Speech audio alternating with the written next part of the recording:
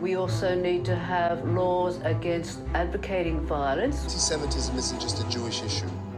It isn't a left or right issue.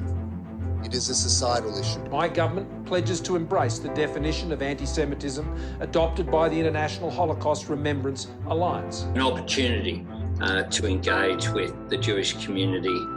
Social media has become the most toxic amplifier. The Australian Jewish community and its representative bodies stand with Israel. A recent report from the Executive Council of Australian Jury. Executive Council of Australian Jury. The Executive Council of Australian Jury. Executive Council of Australian Jury. Welcome to the Executive Council of Australian Jury's Jewish World podcast, where we review current affairs and major events affecting Australia and world Jewry by speaking with leading advocates for Israel and the Jewish people. My name is Alissa and I am part of the Executive Council of Australian Jewry team, and I am your host today. March is Women's History Month, where governments, organisations and individuals across the globe highlight the contributions of women to events in history and contemporary society. It's important that in our community and beyond, we don't just speak about the contributions of women during the month of March, but these conversations must be had throughout the year. Female participation and leadership in our community is so important, which is why I am so privileged to be joined by our guest today, Jillian Segal, the President of the Executive Council of Australian Jury, to chat about where our community is at in regards to gender equality and where we should be moving towards. Jillian has held executive and non-executive positions in a variety of Australian corporations and across the financial sector. She's a Fellow of the Institute of Company Directors, a member of the Harvard Club of Australia, a member of Chief Executive Women, and founding co-chair of Women Corporate Directors, the Australian chapter. She is also a member of the Council of the Order of Australia.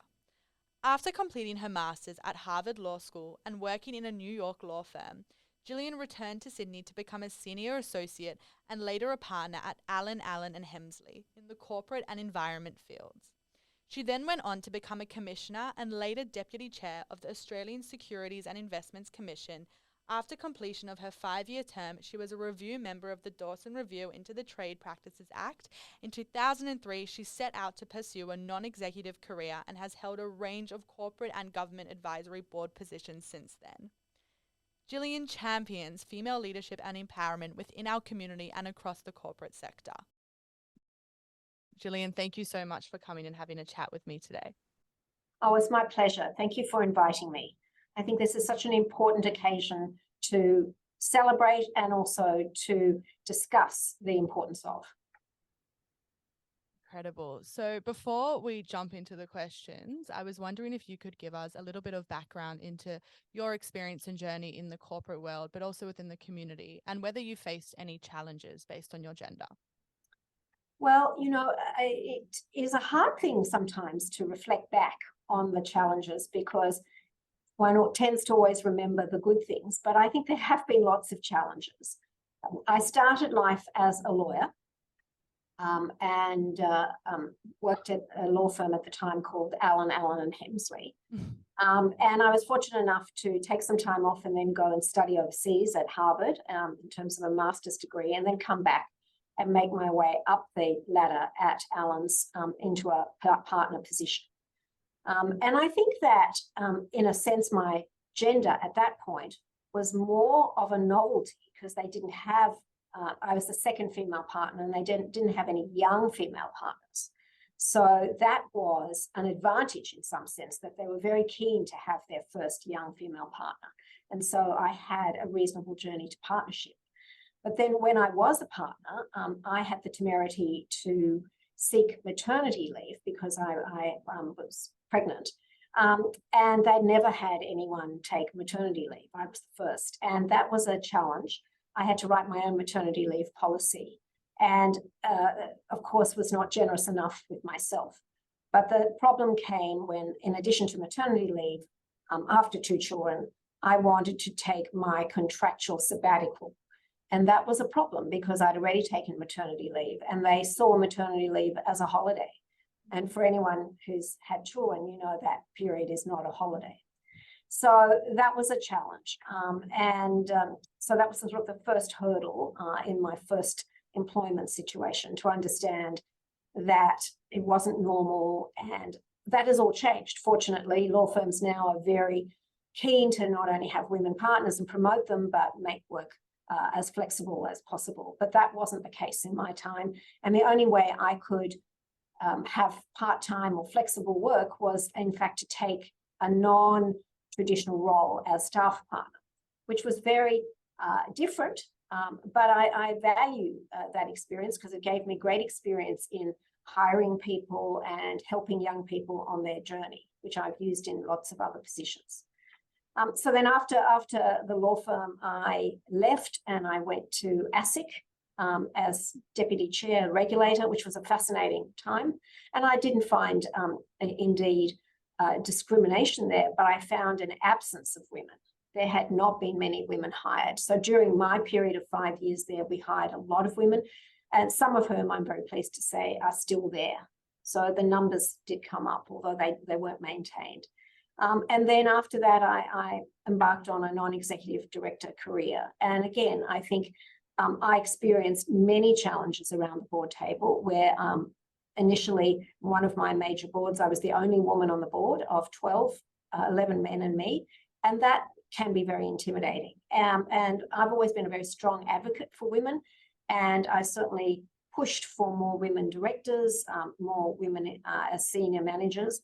And, you know, the time has moved along with us. On the board of ASX, I was able to push for gender targets through the corporate governance guidelines, which are still there and which I think has brought huge change to the listed companies area, where now all companies have gender targets. All companies are worried if they don't have a certain number, perhaps 40% of women on the board. And I think we've seen a change in the whole landscape, but that's been my journey. Thank you so much. And one of the things that you touched on really sticks out to me is the importance of that representation. As you mentioned, when you were younger and you were coming into this world, there weren't many women around you to look up to and kind of take inspiration from. But I can speak from my own personal experience here. When I look at youth organizations, both within our community, but also outside of it, young women are really at the forefront and they're stepping up for leadership positions and they're wanting to make change in their spaces. How do you think we can continue to ensure involvement in the community for these young women as they get older? Well, I think it's very true that you cannot be what you cannot see. So it's very important to have role models. And I think that the Jewish community is no different to any other community.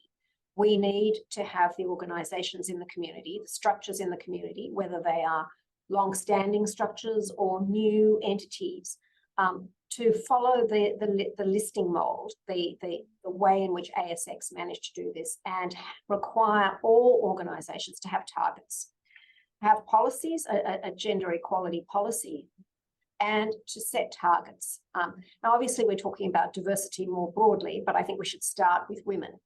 And with more women, you'll get broader diversity of age and background, and then you can start focusing on other areas of diversity. But I think that one needs to have targets, but they can be self-directed, self-determined, and targets which suit the organization. It's not one size fits all. An organization with 11 people around a board table might want to have more women. An organization with 4 people around the board table might be satisfied with a smaller number. Percentages can be similar, but it's a different attitude. So each organization should set their own targets, and then they should disclose them publicly, their progress against those targets. And I know that the JCA has got this firmly on their agenda to focus in on their constituent organizations coming up with their own targets and then reporting against them. And that just will mean more women coming into leadership roles. And I think that's how we ensure long-term sustainability of women being engaged and having opportunities. If they don't have to feel, well, I'm the only one, I'm very excited, very engaged, but I haven't been promoted. I think there needs to be actual targets for board roles and for management roles. It's all really, really great to hear, and I completely agree. You can't be what you can't see, and to see that our community and society more broadly is moving towards a place where there's targets and we're trying to get more women into these positions as a young woman is really, really great. And I think we need transparency about the targets and about progress. It's not a secret matter, and it's not a matter of judging, but I think there needs to be progress by each organisation against their targets. Sometimes it will be fast progress and sometimes it will be slow progress. And obviously in terms of understanding the needs of the organisation itself is best placed, but it needs to do it on a formal basis of something like a skills matrix. Look at the skills needed on the board, obviously look at the skills needed in management and find the right female with those skills. And if there isn't a female, well, just put in a male, but look really hard because you've still got to fulfill the target to the best of one's ability. I think that's really, as I said before, but as a young person to hear that these things are happening within the community more broadly is really exciting. I think specifically when we're looking at the Jewish community, how do you think our community can better support gender equality within our internal spaces, but also within our involvement with the broader Australian community? Well, I think, as I said, I think the organisations in the community need to set targets and fulfil them. Horses for courses, but be quite focused on it. I think that in our public facing, so many of our events focus on or eventually have as speakers males. Yom Ha'atzmaut, for example, has been a case in point. And I think we need to have a very close eye on our representation at public events and almost take the gender pledge or the pledge where no organisation will put up a panel, will put up a group of speakers for an event, a public event, whether it's a seminar, whether it's a book launch, whether it's a big event like Yom Ha'atzmaut, whether it's Yom HaShoah commemorations, without female speakers. And we need to present a balanced, a diverse lens to or representation to the non-Jewish community. And on that point, our community itself, the Jewish community, is diverse. And by showing that to the public, we're only amplifying the incredible diversity of our community, which is something that's also really important. But I think, the work has to be done behind the scenes in encouraging women to put their hand up for roles. We need to help organisations with tools to understand unconscious bias and making sure that they are indeed recruiting females. And we need to support them in their roles. And these days, I think post-COVID or through COVID, we have much more acceptance of flexibility, flexible work. So that allows more women with family responsibilities to come in to leadership roles, and including working from home or including working different hours. So all that I think are positives, but we need the will and we need, I think, transparency in terms of agreeing that we're not going to put up all male speakers, all male panels, because that is just unacceptable in this day and age. Completely agree. And as a young person, and I can say for myself that often, and I look at some of my friends and we're wanting to be involved in the community, we're wanting to engage, we don't see many female leaders on the events, speaking at events, representing the community publicly.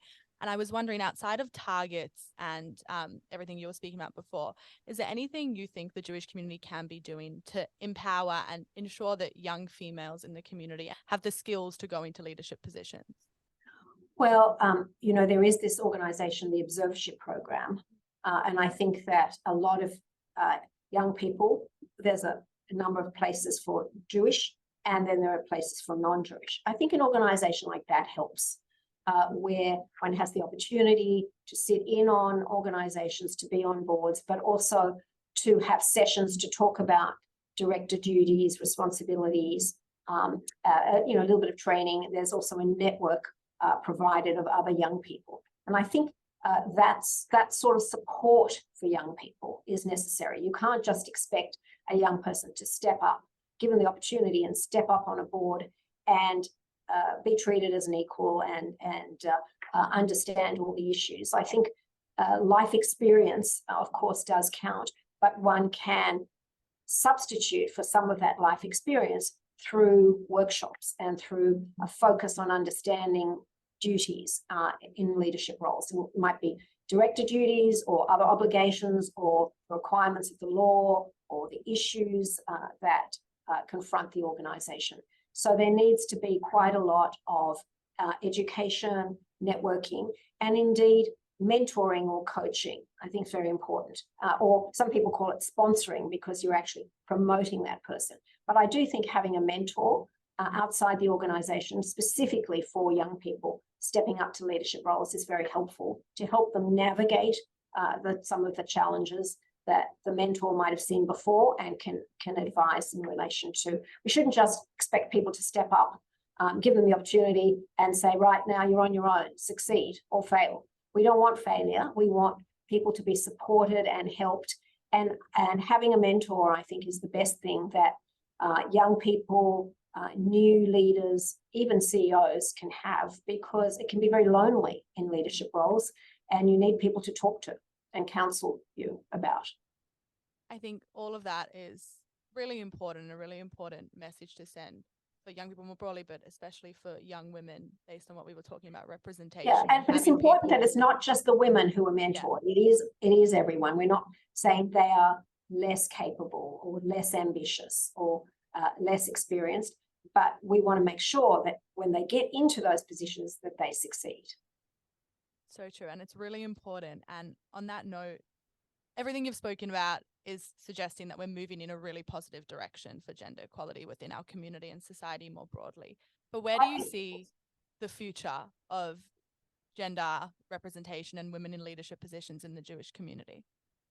Well, I think that it's a big journey for the Jewish community, even more so than the general community, because we have a part of the community, the religious part of the thinking of the community, where men have and women have different roles.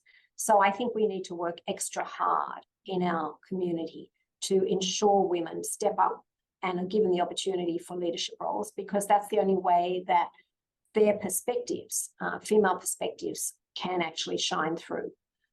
So I think the future is bright in the sense that we're heading in the right direction, but I think we've got a long way to go and we have to keep a focus on it. We should not let go of this as a main agenda item for all organisations. And it's gender and it's youth, and it's the two of them coming together. I think that's, for me as well, it's very special and important to hear. But more broadly, the idea of keeping this topic on the agenda and having people speaking about this, whether they're in their personal spaces or at a board level, organization level, is really important. And I want to thank you so much for all your work in this space and everything you've done for the community and Australian society more broadly, in all the work you've done, but especially in this area about ensuring that women feel empowered and young people feel empowered to take on the roles that they want to, and they have the support to do that. So thank you so much. Oh, my pleasure. You know, I've been passionate about women and promoting women since I was the first membership of the Women Lawyers Association, and my very first job. And there were not very many women around. So I am thrilled with the progress we've made, but definitely not satisfied. And I think eternal vigilance is what we need. We need to keep going on the topic. And keep talking about it. And keep talking about it, keep emphasising. And I do think that disclosure as to where we are up to, where organisations are up to, is key. That honesty and transparency as well, because that's the only way we can actually address it. But thank you so much. My Jillian. pleasure, and happy International Women's Day. Happy International Women's Day.